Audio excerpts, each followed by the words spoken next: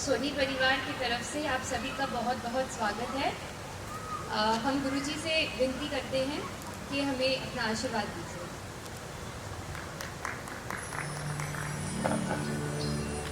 कम है स्नेहा के लिए तालियां।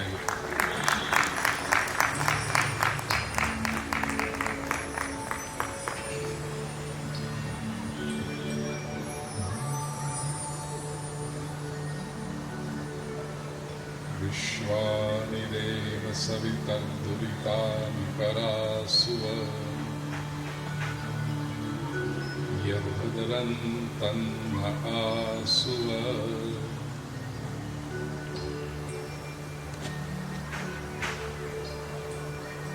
प्रिय स्वजनों,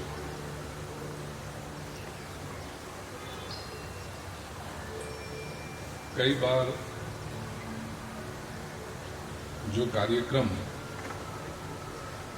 सबसे शॉर्ट नोटिस में दिए जाते हैं वो सबसे अच्छे हो जाते हैं।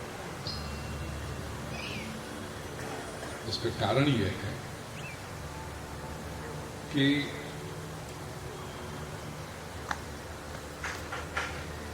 जो बिल्कुल अपने हैं और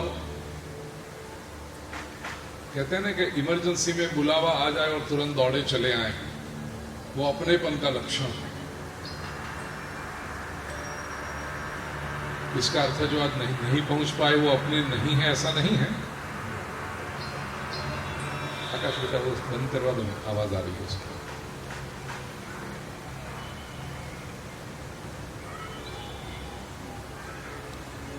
एक छोटी सी घटना से बात का आरंभ करना चाहता हूं।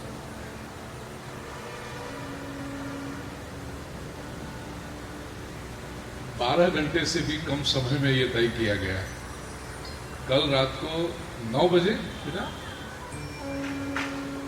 बस बात में ऐसी बात निकल पड़ी और ओम बाबू के मन में संकल्प उठा कि फिर नया मकान जो बन रहा है गुरुजी के चरण तो वहां रखने हैं। तो गुरुजी ऐसे हैं कि अकेले तो जाते नहीं, फिर अपनों को भी क्यों ना बुला लें, जिसको अंग्रेजी में कहते हैं स्पर ऑफ द मोमेंट। बिल्कुल एक तरंग की तरह बात आई और स्वीकार कर ली। और मैं बधाई देना चाहता हूं प्रिय आकाश और प्यारी बिटिया स्नेहा को कि बड़ों की बात को इतनी तुरंत स्वीकार करके उनको कार्यान्वित कर दिया। ये मैं जब प्रविष्ट हुआ यहाँ पर तो मुझे लगा नहीं कि ये 12 घंटे के कम समय में भी ये सब बनाया गया है, सब तय किया गया है।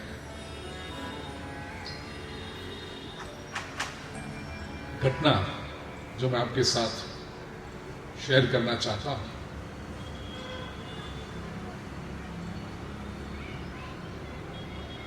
राजा भर्तृहरि के उज्जैन में संपत्ति, सत्ता, सुख सुविधा, ये तो सब राजाओं के लिए बड़ा सामान्य प्रकार होता है। भर्तृहरि विद्वान भी थे, संस्कृत भाषा के कवि थे। कहा जाता है कि जब वो सुख सुविधा भुगत रहे थे उस समय इतने विलासी थे कि शायद उनके जितने और उनके जैसे भोग संसार में किसी ने भुगते नहीं होंगे। ऑल द प्लेजर्स, और हमेशा एक बार पहना हुआ कपड़ा भर्तृहरि कभी पहनते नहीं थे फिर से। महल बहुत सुंदर बना रखा था। सीढ़ियां चढ़ते समय सामान्य रूप में लोग जो रेलिंग रखते हैं पकड़कर चढ़ने के लिए, उस स्थान पर भर्तृहरि सुंदर दासियों को रखते थे। उनके कंधे पर हाथ रखते हुए भर्तृहरि सीढ़ी चढ़ते। इतने विलास। और उस समय उन्होंने भोग विलास के लिए, संसार कितना आकर्षक है, संसार में कितनी मौज है, उसका वर्णन करते हुए 100 श्लोक लिखे, जिसे संस्कृत में श्रृंगार शतक कहा जाता है। शतक 100। संस्कृत साहित्य में ऐसा कहा जाता है कि भर्तृहरि का ये श्रृंगार शतक यदि कोई सन्यासी पढ़ ले तो एक बार तो उसे अपने सन्यास पर पछतावा होने लगे कि क्या कर दिया मैंने। संसार इतना सुंदर है, ये लोग इतनी मौज कर रहे हैं और हमने संसार छोड़ दिया, चलो एक बार वापस ये गिरे हुए कपड़े उतार दें और संसारी हो जाएं। इतना वो इरोटिसिज्म का वर्णन भर्तृहरि ने किया है श्रृंगार शतक। उसके बाद उनके जीवन में एक घटना घटी।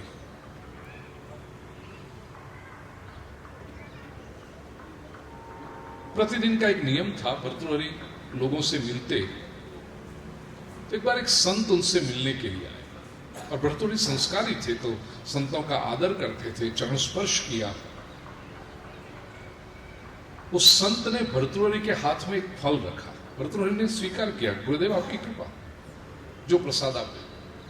उस संत ने कहा, इसको एक सामान्य फल मत समझो, ये विशेष फल है।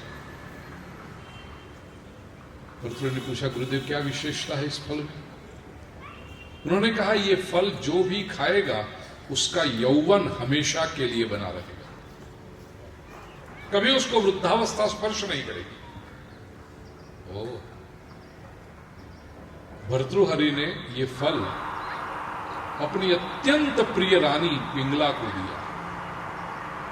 भर्तृहरि ने सोचा कि मैं तो अपना यौवन बनाए रखूंगा, इतने बड़े बड़े वैद्य हैं, जड़ी बूटियां हैं, औषधियां हैं, लेकिन मेरी ये रानी यदि हमेशा के लिए उसकी युवावस्था टिकी रहे, बनी रहे, तो सुख मिलता रहेगा मुझे। पिंगला के हाथ में फल देते समय भर्तृहरि ने कहा कि यह फल की विशेषता है, इसलिए मैं तुम्हें दे रहा हूं। संत के पास से प्राप्त हुआ फल की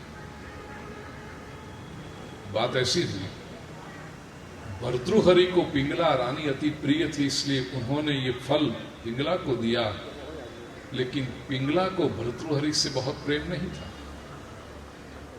पिंगला को तो महल के अस्तबल में नौकरी करने वाला एक अश्वपाल, घोड़ों को संभालने वाला कोई नौजवान था, वो अधिक प्रिय लगता था। खानगी में पिंगला ने उस अश्वपाल को बुलाया, नौजवान आदमी, और उससे ये फल देते हुए कहा, ये तुम खा लेना, तुम्हारी जवानी हमेशा के लिए बनी रहेगी, मुझे सुख मिलता रहेगा तुमसे। अब बात ऐसी थी, वो अश्वपाल को तो नौकरी का सवाल था, इसलिए रानी जब बुलाए तब उसे जाना पड़ता था। उसे रानी में बहुत आकर्षण नहीं था, उसे तो नगर में एक नर्तकी थी वो अच्छी लगती थी, उसके प्रति आकर्षण था। तो ये अश्वपाल ने वो फल जाकर के नर्तकी के हाथ में दिया और कहा कि तुम्हारा यौवन यदि बना रहेगा तो मैं सुखी होता रहूंगा। नर्तकी के लिए अश्वपाल एक सामान्य ग्राहक से अधिक कुछ नहीं था। नर्तकी तो सोचती थी मेरे तो ये व्यवसाय है, मेरे पास तो हर रोज शाम में नए नए लोग आते हैं, उसमें कभी कभी ये अश्वपाल भी आ जाता है। और क्या है, सामान्य नौकरी करता है, महल में करता है, क्या हुआ, नौकरी तो है उससे, तो घोड़े संभालता है, उसके साथ जीवन बिता के क्या मिलेगा मुझे। नर्तकी 4-5 बार राजा के महल में अपना नृत्य प्रदर्शन करने गई थी और तब से उसके मन में एक ही विचार चल रहा था कि कुछ ऐसा हो जाए कि राजा को मेरे प्रति आकर्षण हो जाए और मुझे अपनी रानी बना ले तो जीवन बन जाए। नर्तकी मन है मन ही मन राजा के बारे में सोचा करती थी। और ऐसा विशेष कोई भेंट आई तो नर्तकी पहुंच गई राजा के पास, कहा राजन एक अत्यंत विशेष बात आई है मेरे पास में जो आपसे देना चाहती हूं, क्योंकि आपसे बढ़कर कोई प्रिय मेरा हो ही नहीं सकता। ऐसा करके नर्तकी ने वो फल राजा को भेंट दिया। फल को पहचान गए राजा भर्तृहरि, आश्चर्य हुआ, पूछा नर्तकी से, ये फल तेरे पास आया कैसे? नर्तकी शुरुआत में तो घबरा गई। राजा ने कहा, मैं अभय वचन देता हूं, तुझे कुछ नहीं करूंगा, मुझे बताइए फल कहां से आया। राजा ने पूरा मार्ग ट्रेस किया कि नर्तकी के पास आया था वो अश्वपाल के पास से, अश्वपाल के पास आया था पिंगला के पास से। जरा सोचिए राजा भर्तृहरि के दिमाग में क्या हुआ होगा। He was shocked। इतना आघात लगा उससे संवेदना के रूप। उसने एक श्लोक लिखा, उसे जिसे कहते हैं ना वैराग्य सा आ गया। ये है संवेदना। याम चिंतयामि सततम मयि सा विरक्ता साप्यन्यमिच्छति जनम सजनोन्यसक्तः अस्मत्कृते च परितुष्यति काचिदन्या धिक्तांच तंच मदनंच इमां च मां च। संस्कृत भाषा बड़ी सुंदर है, थोड़ा सा समझने का प्रयास करोगे तो बिल्कुल स्पष्ट हो जाएगी बात। याम चिंतयामि सततम, जिनका मैं सतत चिंतन करता हूं, मयि सा विरक्ता, उसको तो मुझ में विरक्ति है, उसे तो मैं बिल्कुल पसंद नहीं। याम चिंतयामि सततम मयि सा विरक्ता साप्यन्यमिच्छति जनम, सा अपि अन्यम जनम इच्छति, वो तो किसी अन्य पुरुष की इच्छा रखती है। सजनोन्यसक्तः, पिंगला जिस अन्य पुरुष की इच्छा रखती है वो पुरुष किसी और में आसक्त है। अस्मत् कृते च परितुष्यति काचिदन्य, और वो कोई अन्य स्त्री, उसमें उसको मुझ में संतोष दिखाई पड़ रहा है। धिक्तांच, धिक्कार है जिसे मैं प्रेम करता हूं। तंच, धिक्कार उसको है जिसको पिंगला प्रेम कर रही है। मदनंच, जिसको हम ये संसार का प्रेम कहते हैं, वस्तुतः लव नहीं है, लस्ट है, प्रेम नहीं है, मोह है। और जिसकी वजह से ये मोह के ताने बाने बुने हुए हैं, वो मदन कामदेव को धिक्कार है। धिक्तांच तंच मदनंच इमाम च, इमाम अर्थात ये जिसको मुझ में प्रेम दिखाई पड़ रहा है उसको धिक्कार है। और अंत में कहा माम च, मुझे भी धिक्कार है। धिक्तांच तंच मदनंच इमाम च माम च। इसके बाद कहते हैं कि भर्तृहरि ने सब त्याग कर दिया, वैरागी हो गए, और विरक्त होकर के उन्होंने वैराग्य के प्रेरक 100 श्लोक लिखे, जिनको संस्कृत में वैराग्य शतक कहा जाता है। वैराग्य शतक के बारे में विद्वान लोगों का अभिप्राय यह है कि भल भला सन्यासी व्यक्ति, संसारी व्यक्ति, जिससे लोग कहें कि अरे ये तो संसार में औंधे मुंह डूबा हुआ है, ऐसा व्यक्ति यदि एक बार वैराग्य शतक पढ़ ले तो उसे संसार से विरक्ति हो जाए। एक तरफ श्रृंगार शतक, दूसरी तरफ वैराग्य शतक। विरक्त होकर के भर्तृहरि जी ने जो चिंतन किया कुछ समय, उसके बाद उनको पता चला कि ये दोनों अंतिम पर जीवन नहीं जिया जा सकता। Life can not be lived on this extremes. बिल्कुल श्रृंगार श्रृंगार श्रृंगार, इरोटिज्म इरोटिसिज्म, उसमें भी जीवन नहीं जिया जा सकता। और एक बार रिएक्शन के रूप में आकर के आप कह दो कि सब छोड़ दो, सब छोड़ दो, लेकिन ऐसे सब छोड़ के जाएंगे कहां? और यदि संसार के सभी लोग संसार छोड़ के जंगल में जाने लगे तो फिर जंगल में पॉपुलेशन हो जाएगी। तो सब छोड़ दो। हजारों में कोई एकाध व्यक्ति जिसको भीतर से सच्ची विरक्ति जग जाए और वो संसार का त्याग करे, ऐसे महापुरुषों को साष्टांग प्रणाम। लेकिन आप सबको नहीं कह सकते कि संसार छोड़ के चले जाओ इससे। तो ये दोनों अंतिम हैं, एक्सट्रीम्स हैं, वो योग्य नहीं है। जीवन का सत्य कहीं मध्य में। और वो जब समझ में आया तब भर्तृहरि जी ने नीति शतक लिखा कि संसार में रहकर शांति से, प्रसन्नता से जीवन को आनंदमय और सुखमय कैसे बनाया जाता है। एक बात तो है, हम सभी को सुख चाहिए। कैसे होगा? चाहते सब हैं, लेकिन मिला है इसकी गारंटी बहुत कम लोग दे सकते हैं। किसी भी व्यक्ति से पूछा जाए कैसे हो, ठीक। क्यों ठीक? भोजन किया? हाँ हाँ, भोजन तो सही। शाम को मिलेगा? अवश्य मिलेगा। रहने को घर है? बहुत अच्छा। Bank balance? ठाकुर जी की कृपा है, सब सही है। कारोबार भी अच्छा चल रहा है। समाज में लोग पहचान, उन्हें अच्छी प्रतिष्ठा है।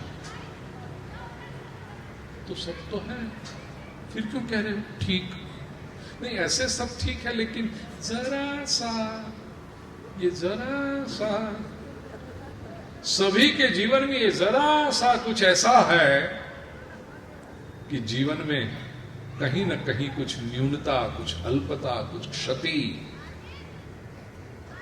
अपूर्णता दिखाई पड़ती। क्या करें कि जीवन पूर्ण अनुभव होने लगे?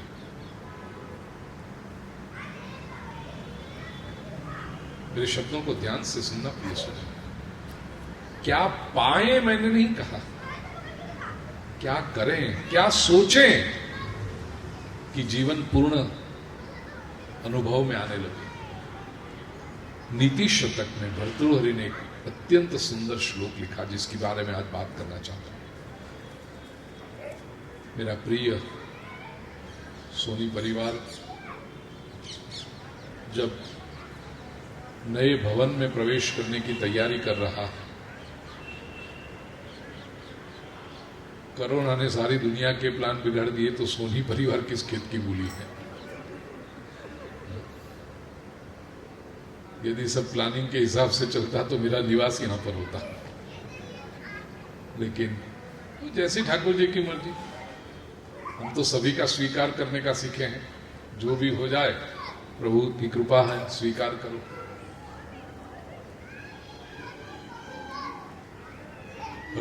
तो ये नए भवन में जब प्रवेश करने की तैयारी हो रही है, ये न तो हाउस वार्मिंग पार्टी है, न गृह प्रवेश समारोह है। केवल मैंने जैसे कहा कि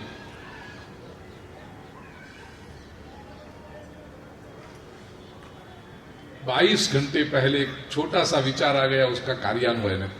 22 भी नहीं, 21 घंटे पहले, जस्ट इनफॉर्मल गेट टुगेदर जिसे कहें। और ऐसे तो कोई हमारा बहुत संबंध है नहीं, लेकिन व्यावहारिक रूप से नया वर्ष जो शुरू हुआ 2022, तो एक प्रसन्न वातावरण में उसका आरंभ करें।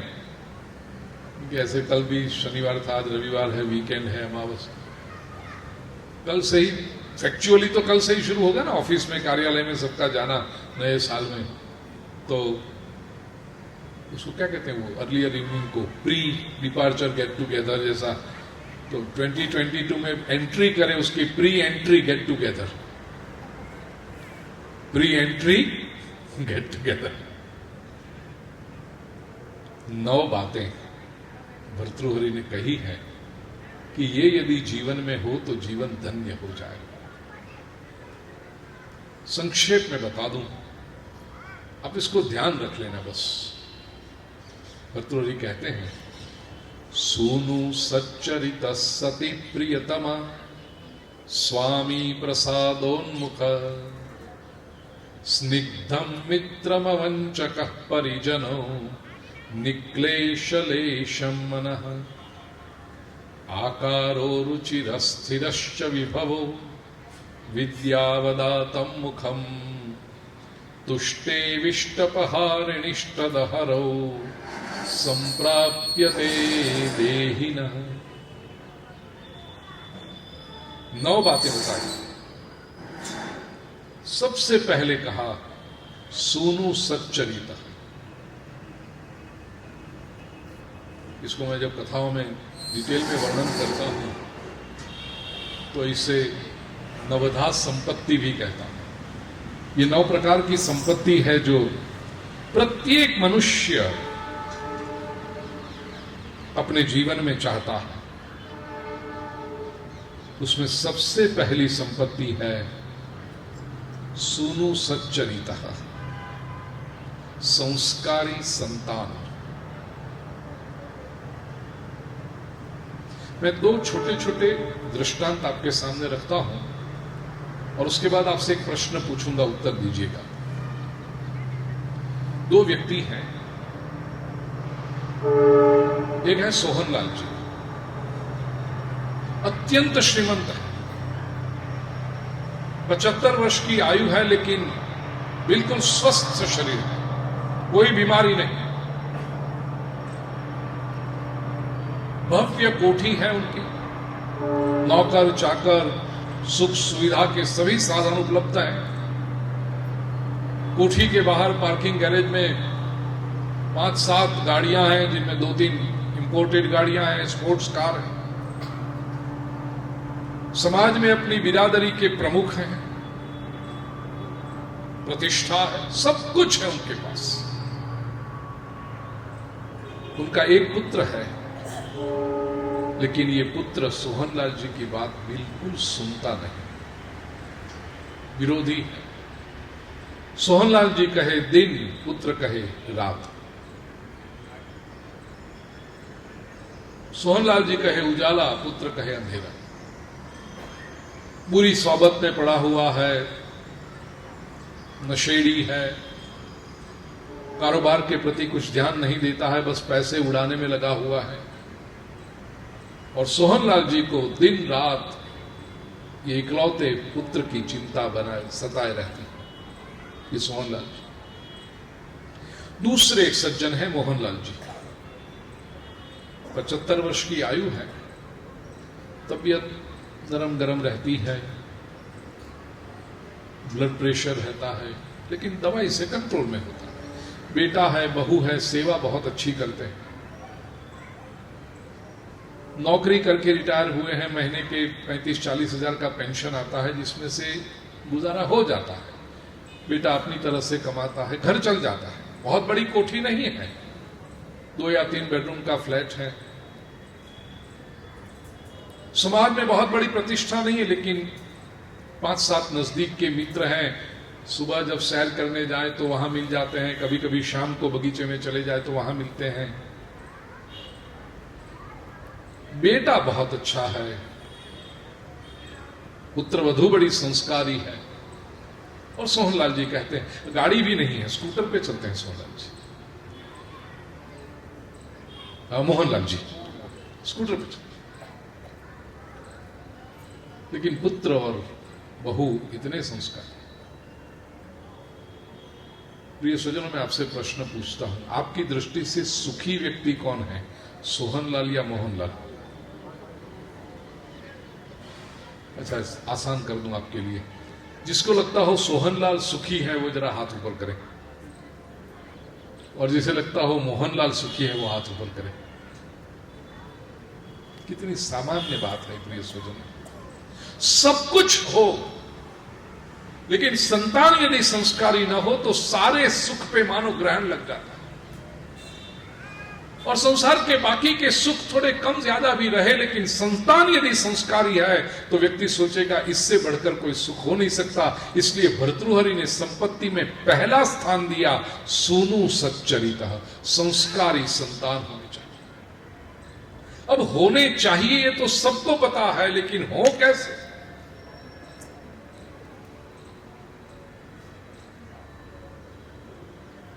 विश्व के बड़े बड़े सोशल साइंटिस्ट ने रिसर्च करके जो बात बताई वो मैं आपसे शेयर करना चाहता हूं। सर्वे हुआ, केवल हिंदू धर्म में नहीं, केवल भारत में नहीं, वैश्विक स्तर पर, on a universal level, in all the countries, in all the societies with different people with different faiths and languages and cultures, उनमें जो सर्वे हुआ, एक बात सामने आई, ये यूनिवर्सल है, वैश्विक बात। पुत्र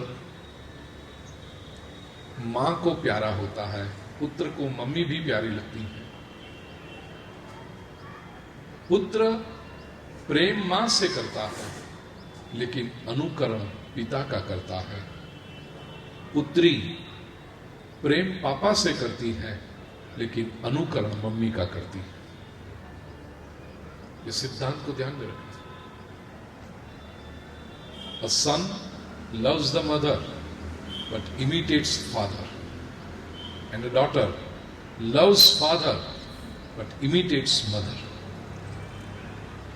ये वैश्विक सिद्धांत आप देखें।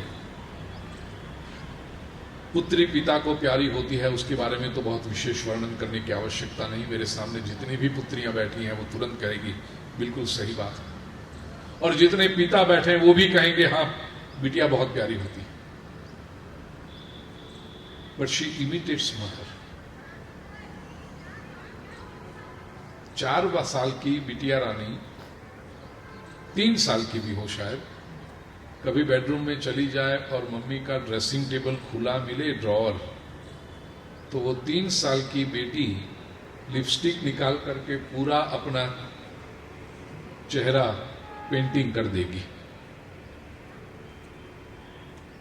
बेटे को कभी देखा लिपस्टिक लगाते हुए, चाहे ड्रेसिंग टेबल खुला पड़ा, वो नहीं लगाएगा। बेटी को पता है मम्मी ये करती है तो मुझे करना चाहिए। A daughter loves the father but imitates mother. और पिता को, यहां तो सब अच्छे पिता बैठे हैं, लेकिन पिता को आदत हो कि वो बुढ़िया बुढ़िया की ऐसी या फू फू करने की, तो कहीं से वो टुकड़ा मिल जाए ना, तो 3-4 साल का बेटा वो लेके फू करता है, या तो कागज की ऐसी रोल बना करके फू करता है। क्यों बेटा? ये पापा करते हैं ना। The son loves the mother but imitates the father. ये सिद्धांत मैं इसलिए कह रहा हूं प्रिय स्वजनों, संतान हमारे कौन है देख लेना। पुत्री को संस्कारी बनाना है तो मां सावधान हो जाए। याद रखना, पुत्री तुम्हें देख रही। कई बार माता पिता शिकायत करते हैं बच्चे हमारी बात सुनते नहीं। मैं हमेशा कहता हूं बच्चे बात सुनने के लिए नहीं आए हैं, बच्चे आपका जीवन देखने के लिए आए।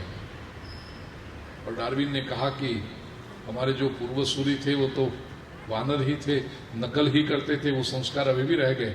बड़ों को देख देख के नकल करके हम सीखते हैं। पुत्री को यदि संस्कारी बनाना है तो माता को अपने जीवन को क्षण क्षण निरीक्षण करना होगा कि मैं जो कर रही हूं कल जाकर के मेरी पुत्री ये करने वाली। और पुत्र को संस्कारी बनाना है तो पिता सावधान हो जाए, आज मैं जो कर रहा हूं, पिता ऐसा छोटा है ना, उसको क्या पता चलता है? सब पता चलता है, वो सब उसके रिकॉर्डर में नोटिस हो रहा है, पूरा स्टोर हो रहा है। वो होगा। दूसरी तरफ कहूं तो संतान अपने घर को यदि संपन्न बनाना चाहें, चाहे न्यूक्लियर फैमिली हो, चाहे जॉइंट फैमिली हो, कैसा भी परिवार हो, लेकिन संतान यदि चाहे कि हम अपने माता पिता को संतुष्ट करना चाहते हैं, हमारे माता पिता को हम पर गौरव होना चाहिए, तो संतान ये बात सीख लें, माता पिता की बातों को श्रवण करें, उनका आचरण करें। Your parents are your best well wishers. माता पिता से बढ़कर कोई शुभ चिंतक हमारा हो नहीं सकता। एक बड़ा राष्ट्र का प्रेसिडेंट, मैं जब बात कर रहा हूं वो प्रेसिडेंट की है, लेकिन वो बहुत छोटे से आगे आया था, सामान्य व्यक्ति था। शुरुआत नौकरी से की, लेकिन नौकरी प्रामाणिकता से की तो बहुत जल्दी जल्दी उनका प्रमोशन होता गया। फिर छोटा सा बिजनेस शुरू किया, बिजनेस में प्रगति हुई, इंडस्ट्री डाली, बड़े इंडस्ट्रियलिस्ट बने, फिर पॉलिटिक्स में आए और पॉलिटिक्स में भी इतनी प्रगति की कि राष्ट्रपति प्रेसिडेंट बन गए। बड़ा जिद्दी था, नटखट भी था, और जिद्दी ऐसा कि मेरी बात ही सही है, मेरी बात यदि कोई न माने तो मैं झगड़ा करता, रोता, चीजों को फेंकता। इट्स माय वे और नो वे, ऐसा मेरा स्वभाव था। छोटी छोटी बातों पे सबसे झगड़ने पड़ता। मित्रों के साथ भी मेरी अधिक बनती नहीं, संबंध को काट देता मैं। ये सारी बातें मेरे पिताजी ऑब्जर्व कर रहे थे। कभी कभार कुछ कह भी देते, मुझे टोक देते, लेकिन मैं उनकी बात भी नहीं सुनता था। एक बार मेरे पिताजी ने ये पूछा भी कि तुम्हारे दोस्त दिखते क्यों नहीं? 2 महीने पहले तुम्हारा एक मित्र आया था और आज जब तुमने कुछ दोस्तों को बुलाया तो वो वाला तो नहीं आया। तो मैं ऐसे कंधे उठा के कहता, I broke of with him, कट्टी कर ली मैंने उसके साथ। तो ये सारी बातें मेरे पिताजी देखते थे। एक शाम की घटना है, परिवार के सारे लोग, जॉइंट फैमिली था, सारे लोग भोजन करके अपने अपने कमरे में सोने के लिए गए। रात को मैं भी जा रहा था अपने कमरे में। पापा ने कहा, बेटा 1 मिनट रुको। मैंने देखा पापा क्यों मुझे रोक रहे हैं? बेटा आइसक्रीम खाते हैं, चलो आज। अब छोटा बालक, आइसक्रीम तो उसको बहुत पसंद होता है। पापा ने खुद 2 बाउल में आइसक्रीम बनाए और फ्रिज का दरवाजा बंद करके 2 बाउल मेरे सामने रखे, कहा बैठो। 2 बाउल थे, उसमें एक बाउल के ऊपर चेरी रखी थी आइसक्रीम के ऊपर और दूसरे पे नहीं थी। पापा ने दोनों बाउल रख के कहा, बेटा ये दोनों आइसक्रीम में से जो तुम्हें पसंद हो ले। स्वाभाविक है, 13-14 वर्ष का बालक है, आइसक्रीम के ऊपर वो चेरी उसको बहुत अच्छी लगती है। तो ये प्रेसिडेंट कहता है कि वो चेरी वाला जो आइसक्रीम था वो मैंने लिया। स्वाभाविक, जिसमें चेरी नहीं थी ऊपर, वो पिताजी ने लिया। तो मैंने तो टपक से चेरी उठा करके मैं खाने लगा पापा की ओर देखते हुए। पापा ने धीरे से अपना चम्मच लिया और आइसक्रीम में नीचे से 2 चेरी निकाली।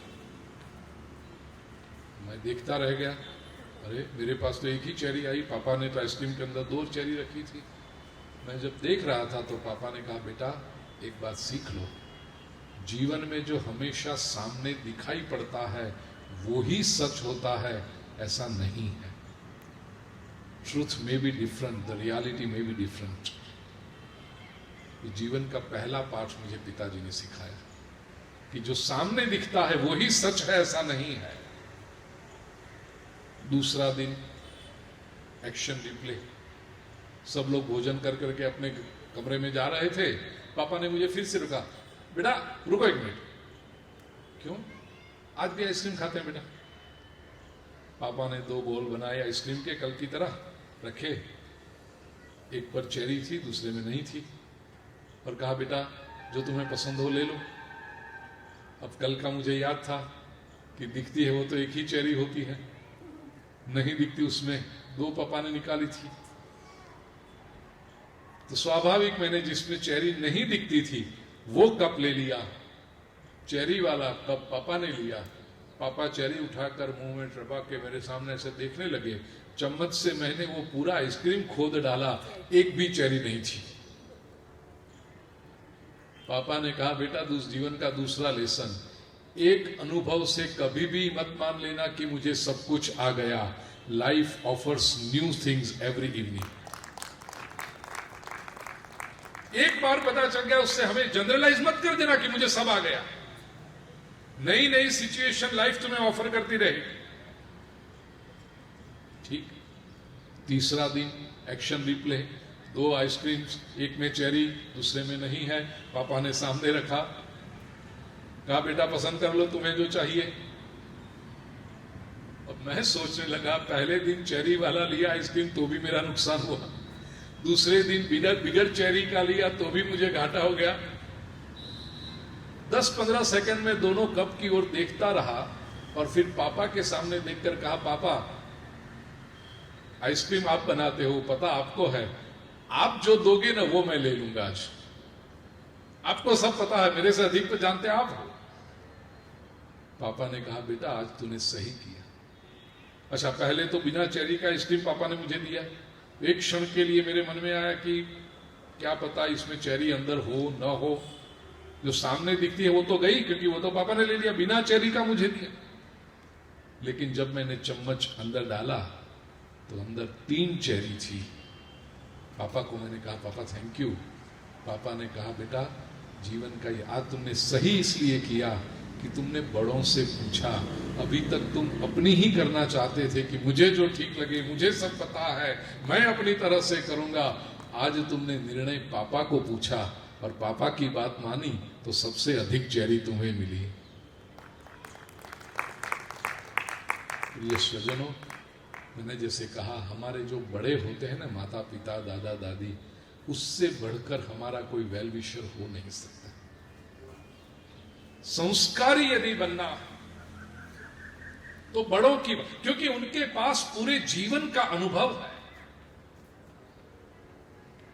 कॉलेज क्या पढ़ाएगी, मित्र क्या बताएंगे, ये पूरी घूमती फिरती यूनिवर्सिटियां हैं जो बड़े लोग हैं वो।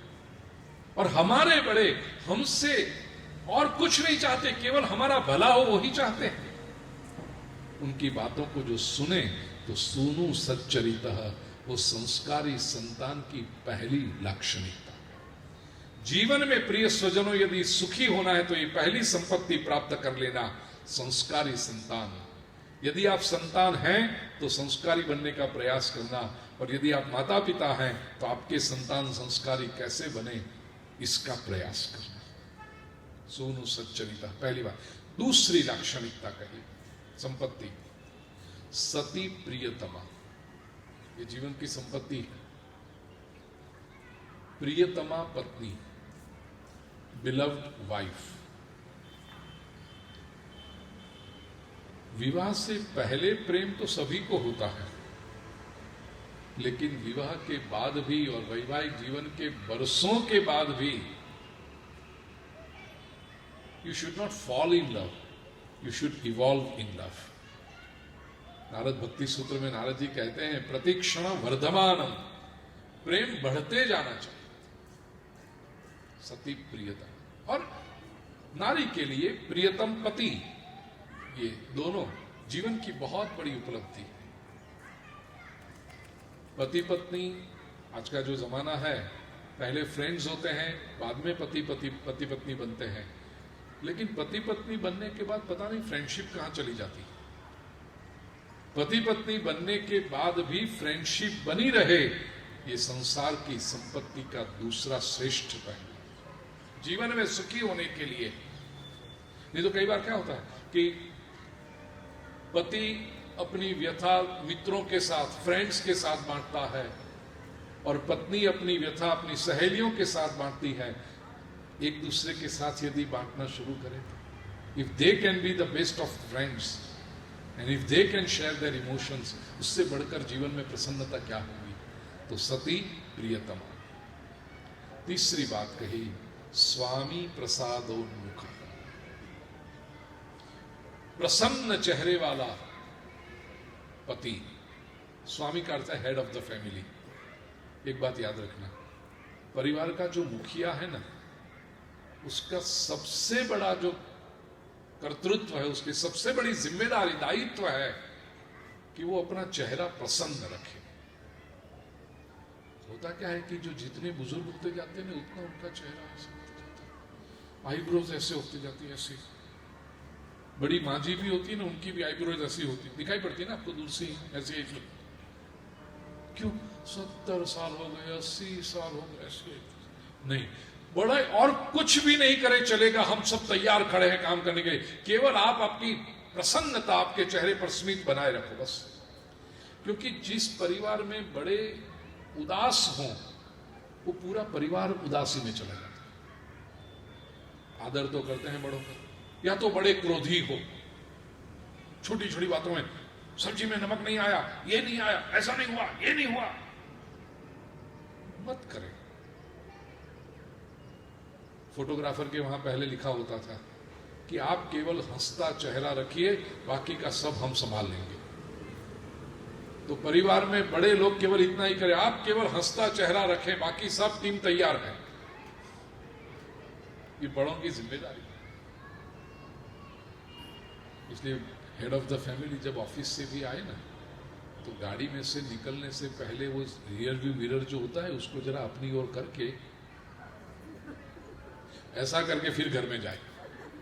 दिन भर के जितने भी टेंशन हो वो सब छोड़ दो, वहां पर घर में प्रसन्न होकर के प्रवेश करे। तो उसका जो चेहरा उदासी का होता है तो सब पत्नी भी समझे आएंगे घर में टेंशन हो जाएगा, बच्चे भी टेंशन, बाबूजी आ गए, बाबूजी आ गए, टेंशन एकदम सब। वो डांटते हैं पत्नी को, पत्नी डांटती है नौकर को या तो बच्चों को, बच्चे आपस में झगड़ते हैं, बड़ा बेटा छोटी बेटी को वो करता है, छोटी बेटी अपनी किताब फाड़ देती है, वो सब बीमारी नीचे तक जाती है। एक दिन यदि ये बड़े बाबूजी प्रसन्न होकर आए ना, डोरबेल बजाएं और पत्नी दरवाजा खोले, कैसी हो? पत्नी को आश्चर्य लगा, मेरे वाले ही है ना? हाँ, ओहो, खुश है। पत्नी किचन में जाकर के जो करेले की सब्जी बना रही थी वो हटा देगी, उसके बदले दम आलू। इतने पति भी जाके देखा, क्या? अरे हाँ दम आलू, अरे वो तो मेरी फेवरेट सब्जी है, चलो एक काम करो, मैं आइसक्रीम लेके आता हूँ। अच्छा, वो आइसक्रीम लेने के लिए जाएगा, पत्नी इतनी खुश हो जाएगी, कपड़े भी बदल लेगी, आज तो रोज की तरह नहीं। फिर बच्चे सोचेंगे मम्मा को क्या हो गया आज, वो गुनगुनाने लगेगी कुछ गीत, तो बड़ा बेटा पूछेगा क्या? अरे यार तेरे पापा अच्छे मूड में हैं। अच्छा, बड़ा बेटा भी खुश हो जाएगा। वो छोटी बेटी आ जाके पूछ लेगी, भैया भैया क्या हुआ, भैया क्या हुआ? तो भैया अपनी बहना से कहेगा, अरे बेटी बहना आज तो रावण हंसा।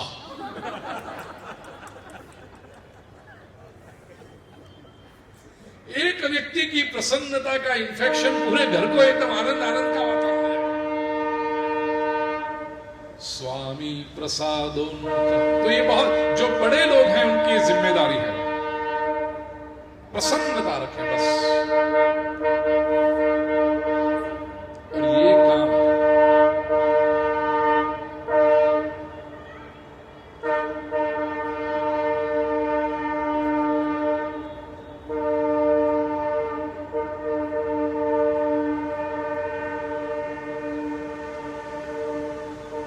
आज ये जो हम प्रसन्नता व्यक्त करें ना, वो भी अपनी प्रसन्नता में जुड़ा रहा है।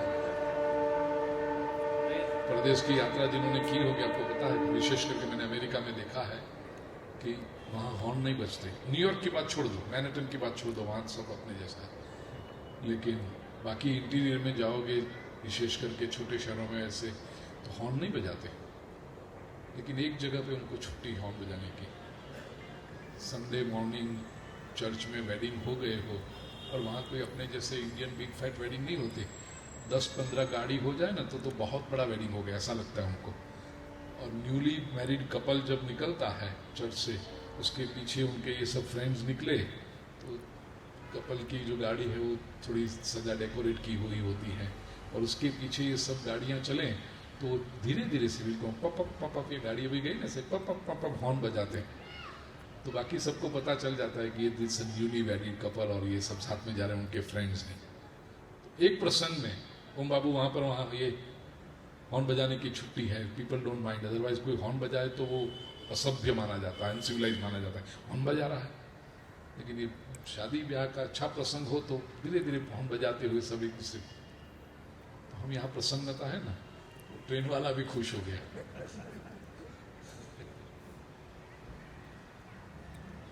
स्वामी प्रसादोन्मुख, प्रसन्न चेहरे वाला पति। ये तीसरी संपत्ति। चौथी संपत्ति, स्निग्धम मित्रम, स्नेहपूर्ण मित्र। ये स्वजन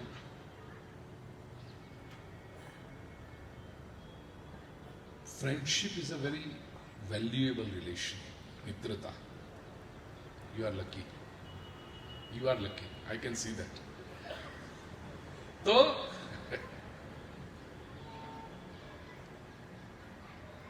मनुष्य सामाजिक प्राणी है, ये हमने सीखा है।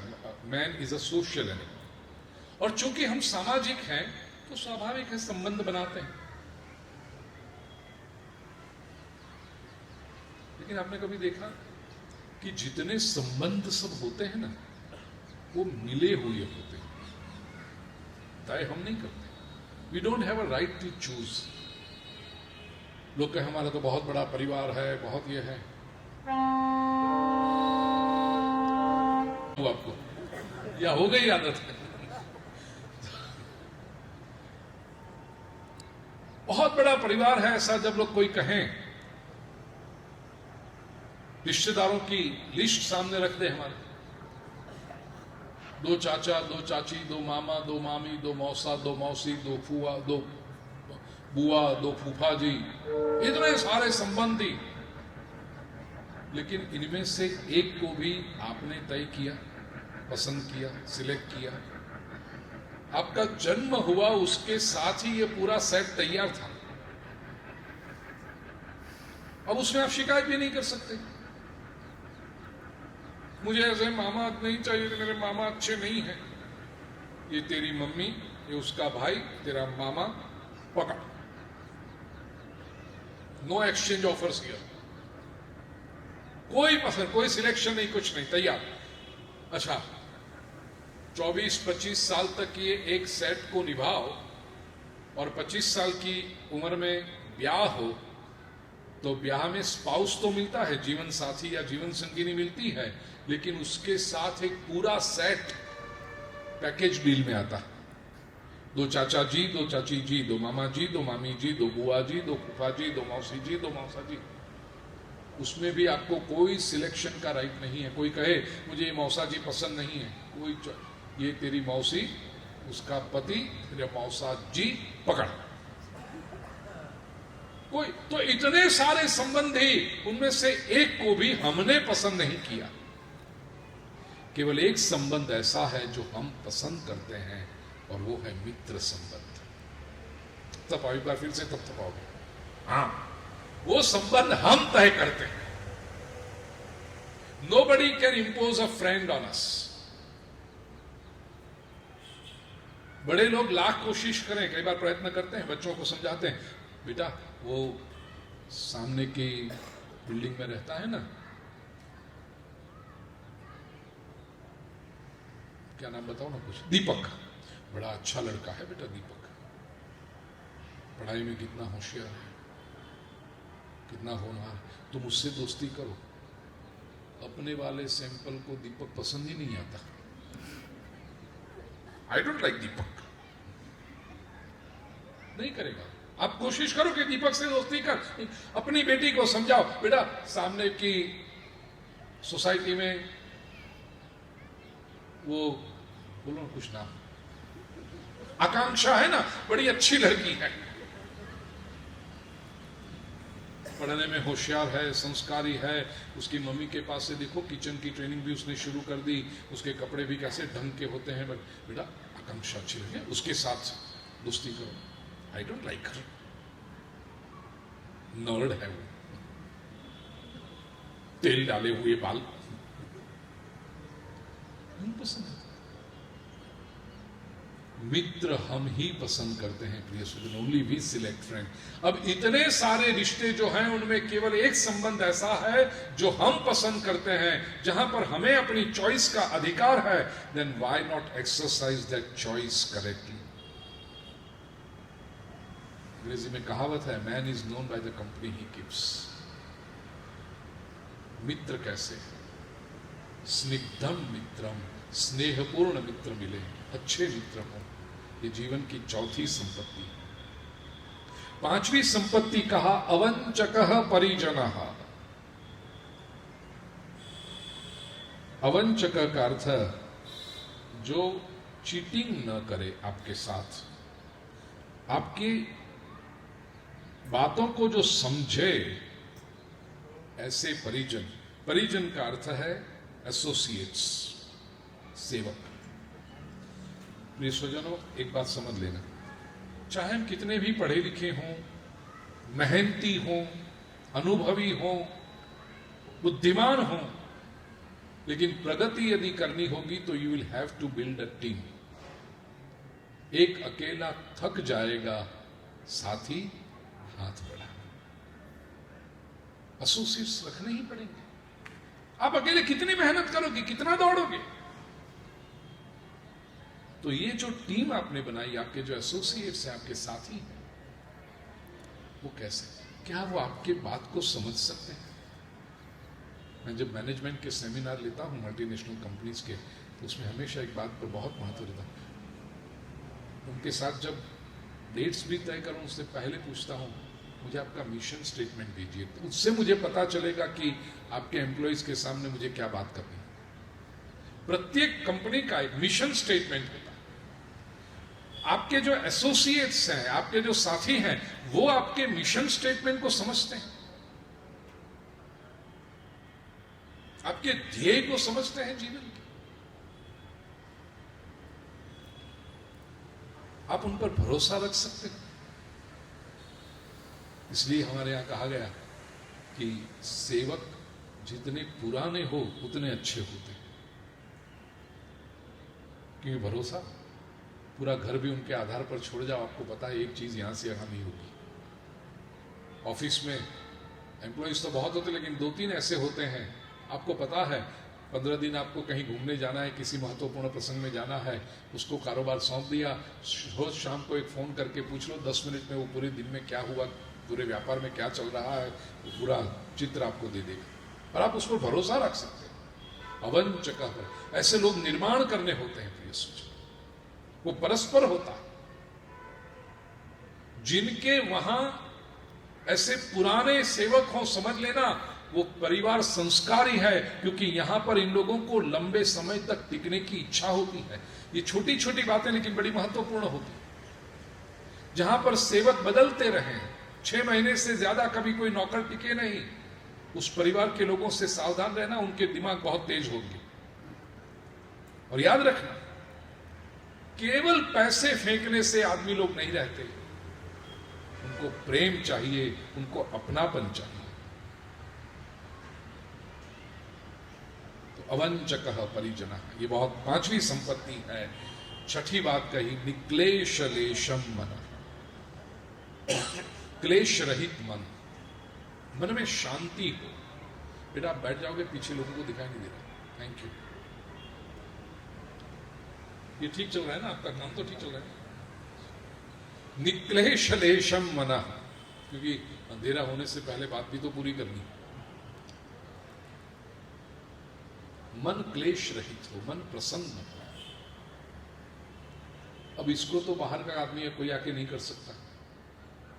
Even a psychiatrist cannot change your mind unless and until you resolve to do so. Help कर सकते हैं आपको, लेकिन निश्चय तो आपको करना पड़ेगा क्लेश रहित मन बनाने के लिए। वो कैसे हो? एक छोटा सा कीमिया दे देता हूं प्लीज सोचिए। परिस्थिति वही रहेगी। लोग क्या कहते हैं, बस परिस्थिति बदल जाए, संजोग बदल जाए, इतना इतना इतना हो जाए ना, फिर हम शांत। वो नहीं होगा। और वो आप सोचते हो गया, अभी चाहते हो, आपके लिस्ट में है, कुछ और 3 नई बातें जुड़ जाएगी जो आप सोचेंगे कि अभी इतना हो जाना चाहिए। मन की शांति को आप पोस्टपोन नहीं कर सकते, मन की शांति को आप भविष्य में नहीं डाल सकते। मन की शांति तो अभी बनानी पड़ेगी, मन की प्रसन्नता तो अभी इसी क्षण बनानी पड़ेगी। वो कैसे हो? आपका नजरिया बदल दीजिए बस। जैसे आंखों पे जिस तरह के ग्लासेस पहनते हो, उस तरह का दृश्य दिखाई पड़ने लगता है, ऐसे मन में जिस प्रकार का विचार, केवल एक फिल्टर मैं आपको दे दूं, आपके मन में कभी अशांति नहीं आएगी। वो क्या है? ईश्वर पर इतनी श्रद्धा रखो कि मेरा प्रभु जो कर रहा है सही कर रहा है, कोई आदमी मेरा कुछ भी बिगाड़ नहीं सकता। एक बात यदि आपके अंतःकरण में स्थिर हो जाए, कोई व्यक्ति मेरा कुछ भी बिगाड़ नहीं सकता। कल से लेकर आज तक जोधपुर में मैंने 3 संस्थाओं के दर्शन किए, और तीनों में ये कॉमन बात मैंने पाई जो बड़ी विलक्षण है, बहुत जगह पे देखने नहीं मिलेगी। आप जोधपुर वासी भाग्यशाली हैं कि ऐसी संस्थाएं इस नगर में हैं। सबसे पहले कल मैंने दर्शन किए सूरसागर राम द्वारा। वहां जो महात्मा जी ने मुझे बात पूरी समझाई कि यहां एक पैसा नहीं रखते, किसी से कोई चंदा इकट्ठा नहीं किया जाता, कुछ मांगा नहीं जाता। ठीक है ना उन बाबू? लेकिन इसका यह अर्थ नहीं कि संस्था ठीक से चलती नहीं, आ जाता है बस। वहां के जो संत हैं, आदि पुरुष से मूल पुरुष से लेकर के अभी तक के, सबको श्रद्धा है, हम अच्छा काम कर रहे हैं, प्रभु भेज देगा। दूसरी संस्था मैंने देखी जहां कल से श्रीमद् भागवत कथा का आरंभ हो रहा है, भाई जी महाराज का आश्रम, वहां भी आदरणीय डॉक्टर अग्रवाल जी हैं, यहाँ पर बहना वीणा जी, इंदू जी हैं। कहते हैं यहाँ कोई भेंट नहीं रखता कोई। यूजुअली हम कल शाम को जब कथा के बारे में चर्चा कर रहे थे तो मैं पूछता हूँ कि अच्छा काम आप कर रहे हो उसके लिए कोई चंदा, कहते नहीं हम मांगते ही नहीं किसी से, चंदा इकट्ठा करने की बात ही नहीं, कभी कोई अपील नहीं, कोई ये नहीं। अच्छा काम चल रहा है, लोगों ने जिम्मेदारियां उठा ली हैं और चल रहा है, आते रहता है। और तीसरी संस्था मैंने आज सुबह दर्शन किए, अपना घर, वहां भी जो उनके संस्थापक हैं डॉक्टर साहब, बताया गया मुझे उनके बारे में, चंदा इकट्ठा नहीं करते, किसी के पास मांगते नहीं, कोई फंड की अपील नहीं, ठाकुर जी के सामने चिट्ठी रख देते हैं कि इतनी इतनी आवश्यकताएं हैं, ठाकुर जी भेज देते हैं। ये सुजनो, ये तीनों संस्थाएं कितनी बड़ी बात है। अब इतनी बड़ी बड़ी संस्थाएं इतने बरसों से यदि चल रही है केवल ईश्वर पे श्रद्धा रख के, तो हमारा जीवन नहीं चलाएगा परमात्मा। यदि हम ईश्वर पे श्रद्धा रखें,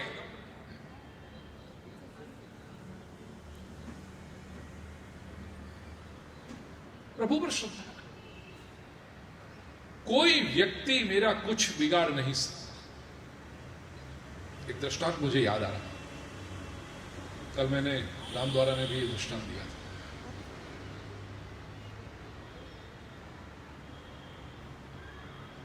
कोई बात नहीं बेटा, अब चेंज मत करो आकाश, ठीक है?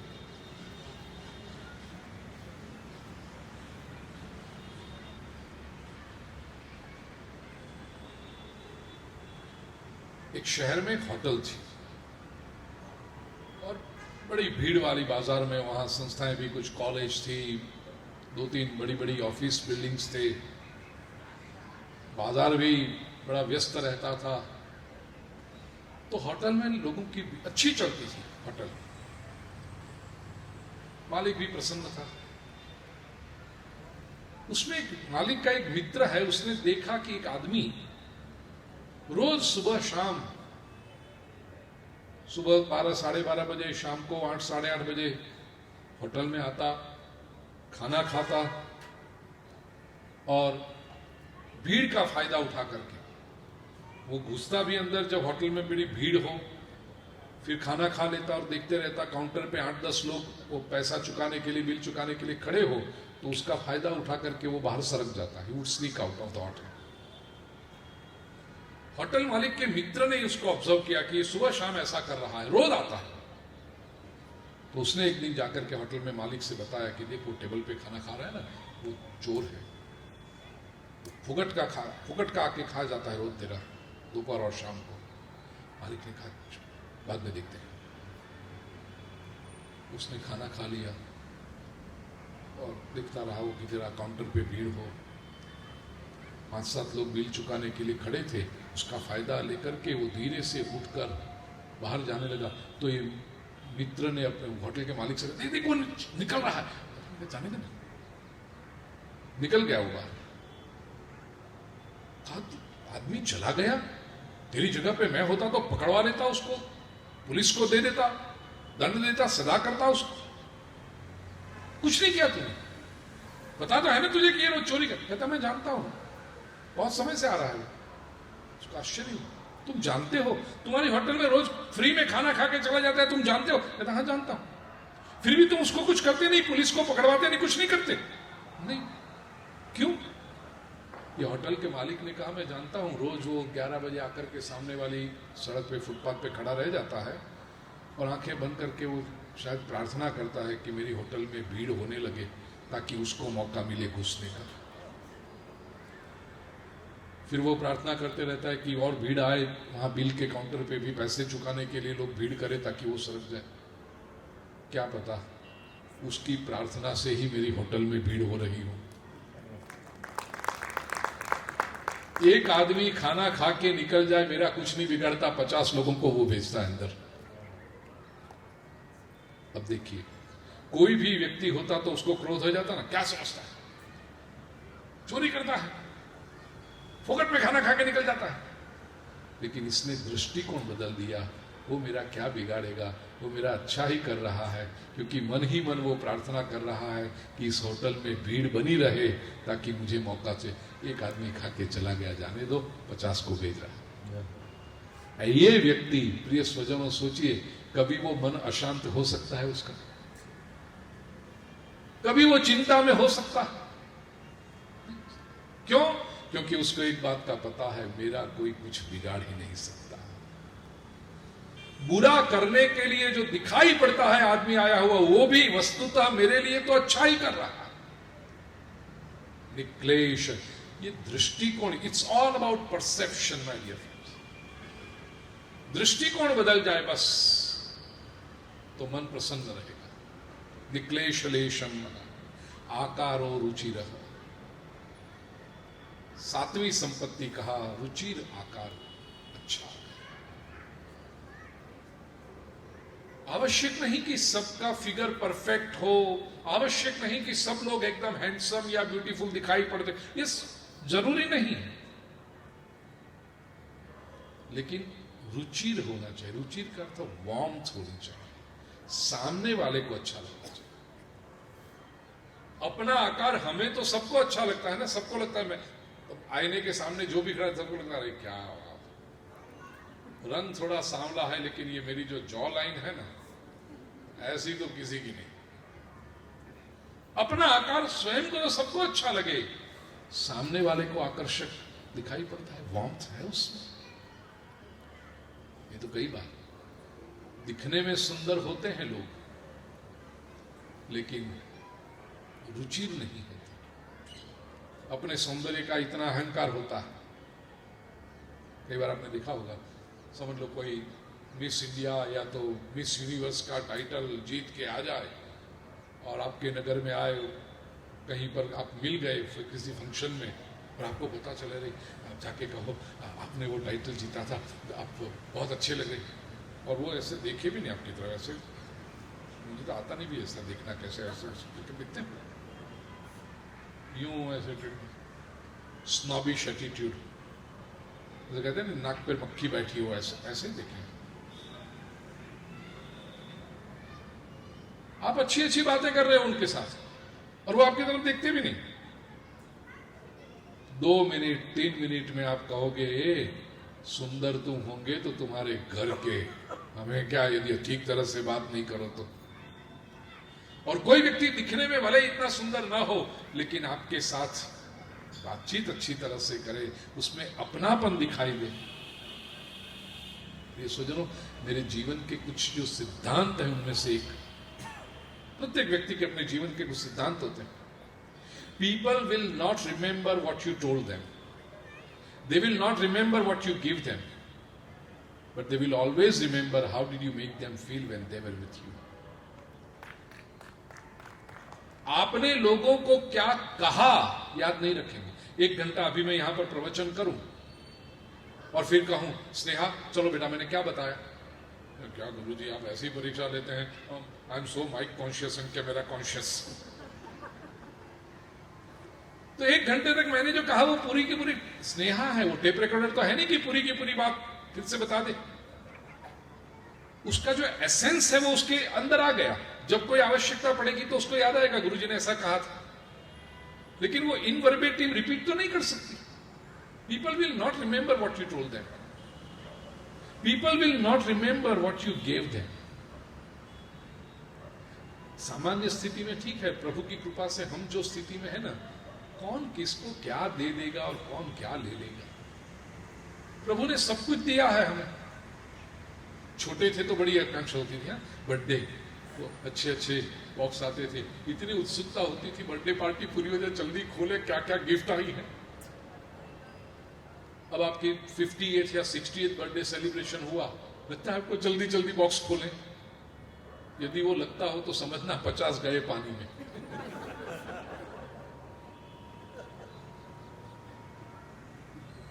कोई कहे भी कि बॉक्स छोड़ो ना, देखेंगे कल क्या है, वो क्या दे दिया होगा, सब तो है अपने पास। और जो आज किसी ने दिया अच्छी बात है, कल उससे बेहतर देने वाला तैयार बैठा है।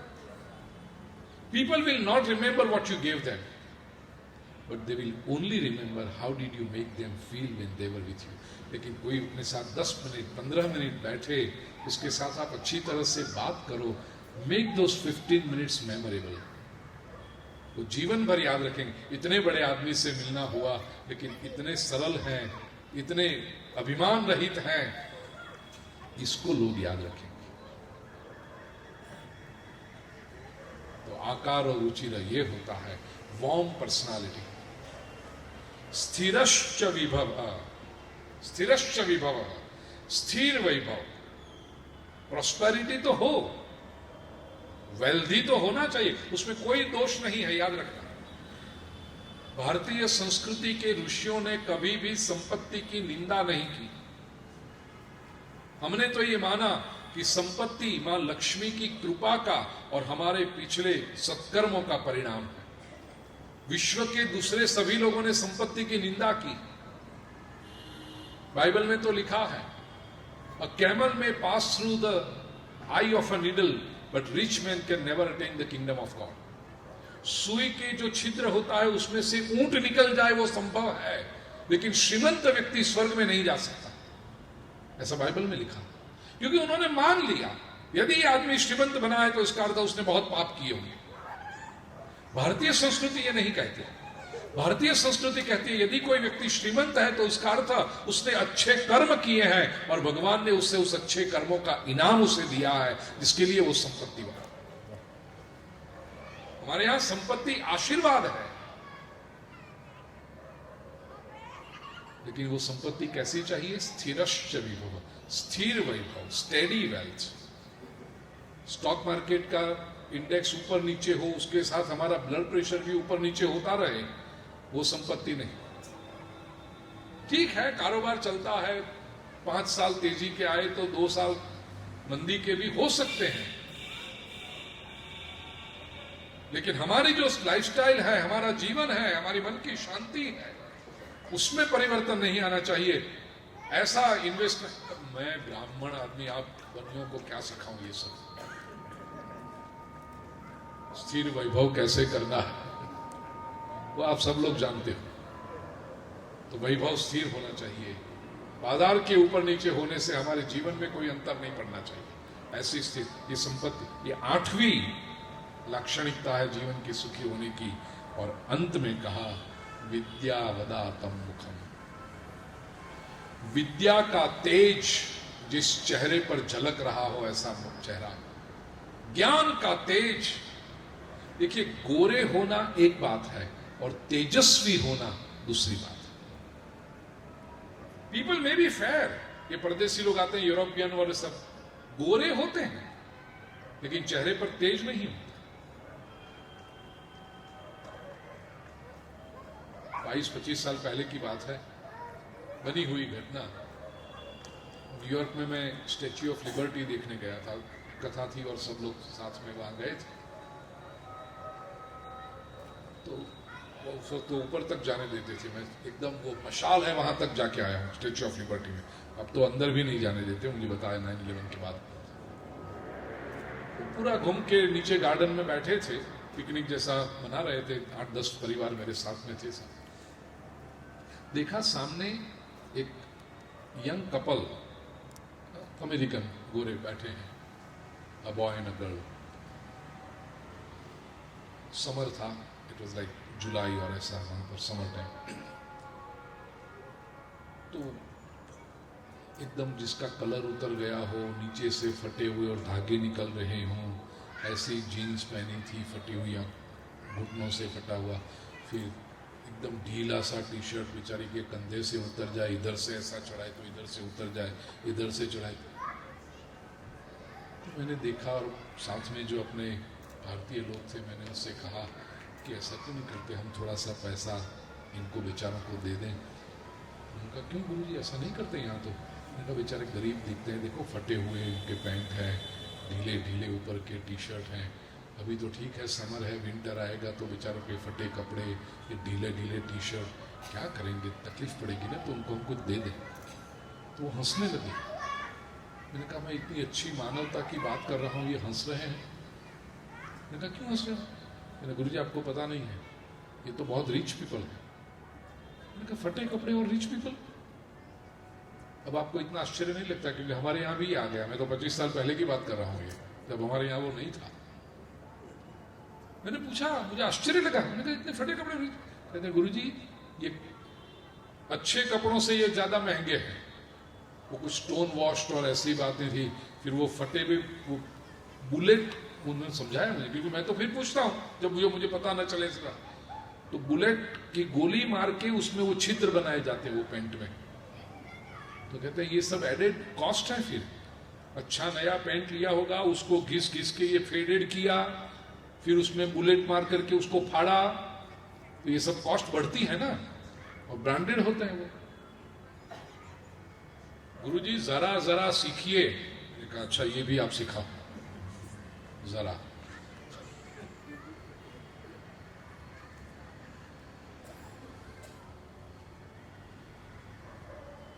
श्रीमंत परिवार के लोग, लेकिन चेहरे पर से गरीब दिखाई पड़े ऐसे।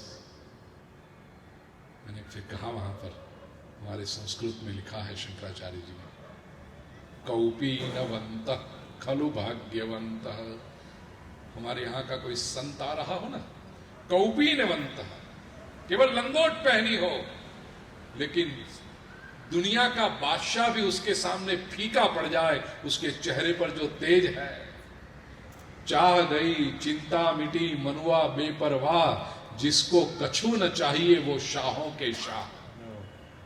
कितने तेजस्वी दिखाई पड़े, कोई अपेक्षा नहीं। और याद रखना, जहां कोई अपेक्षा नहीं है वहां देने वाले को भी अभिलाषा होती है कि यहां दे तो इसका सदुपयोग होगा। लालची लोगों को कौन देता? तो विद्या वदातम मुखम, विद्या का तेज, जीवन के अनुभव का तेज जहां आएगा, जो आचरण में उतरता होगा उसके चेहरे पर तेज दिखाई पड़ेगा। ऐसा तेज प्राप्त हुई जीवन की नवी संपत्ति है। किसके पास आती है ये संपत्ति? भर्तृहरि कहते हैं, तुष्टे विष्टपहारनिष्ट धरो, इष्ट देव की अत्यंत कृपा जिनके ऊपर हो, उनको ये नव संपत्ति प्राप्त होती है। मार्गशीर्ष अमावास्या की महिमा बहुत होती है। ऐसे इस पवित्र संध्या समय में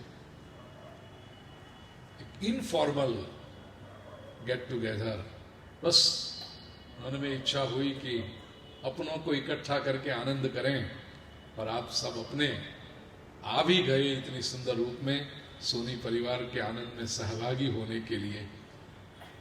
ये 9 प्रकार की संपत्ति आप सभी को प्राप्त हो, आपके जीवन में धन्यता का अनुभव हो, और विशेष करके मेरा प्रिय ये सोनी परिवार, तीनों भाई माता जी आ रहे हैं। बस चंद हफ्तों की बात है ना बेटा आकाश? चंद हफ्तों की बात है। तो ये 9 प्रकार की संपत्ति इस नूतन भवन में उनको प्रभु की कृपा है ही, और अधिक वर्षा होती रहे। बहना निर्मला जी ये प्रार्थना करते हुए आप सभी की प्रसन्नता हमेशा के लिए बनी रहे। केवल यह वर्ष नहीं, आने वाला जीवन भी उत्सव सम बना रहे, यह आशीर्वाद प्रदान करते हुए मेरी वाणी को विराम देता हूं। आप सभी के अंतःकरण में बैठे परमात्मा को प्रणाम।